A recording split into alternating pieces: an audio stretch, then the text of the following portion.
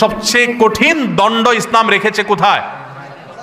এই পরকীয়া লিপ্ত হয়ে জেনা করলে মর্মান্তিক ভাবে, অত্যন্ত কঠোর ভাবে তাকে তিলে তিলে মৃত্যুদণ্ড কার্যকর করতে বলা হয়েছে প্রস্তরাঘাতে।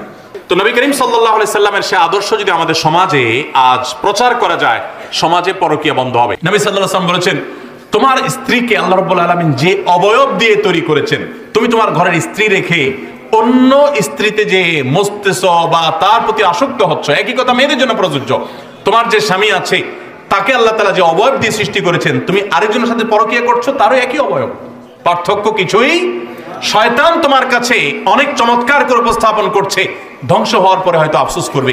পরকীয়া লিপ্ত হয়ে সংসার ভাঙা বহু নারী আর্তনাদ করে, হাহাকার করে, বহু পুরুষ হাহাকার করে, আর হয়তো ব্যাক করার সুযোগ পায়। যতগুলো বিবাহ বিচ্ছেদের ঘটনা ঘটে, যতগুলো তালাক হয়, যতগুলো সংসার ভেঙে খান খান হয়, এর অর্ধেকের বেশি ঘটে